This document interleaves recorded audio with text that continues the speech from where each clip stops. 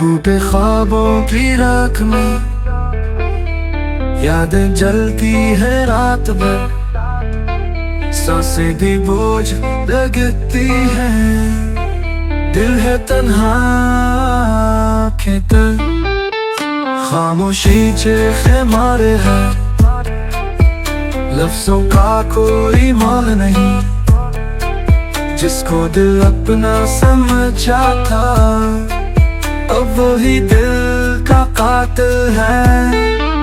रातें में चैन गुजरती है, चांद भी अब रूठा लगे, सितारे आँखें बंद करे, हो अभी जैसे सो करे। तेरी बातें तेरी तस्वीर सब कुछ ख्वाब लगता है, तो जो वादे भूल गया अब हर दिन एक सदमा है। मेरी दुनिया उजड़ चुकी है, तेरे बगैर कुछ बाकी नहीं, मैं ही पागल था जो तुझको जिंदगी से बढ़कर चाहा।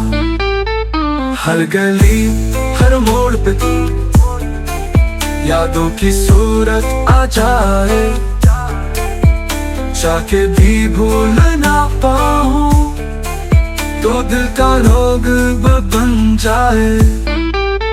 ख्वाब अधूरे भी नींदें को आंसू पलकों पर रक्स करे, दिल में दर्द की बारिश हो, खुद से भी अब नफरत हो।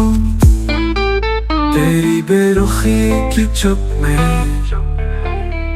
मैं सदियां जी चुका हूँ, तो क्या जाने है फिर कैसा है, मैं दिन रात रो चुका हूँ।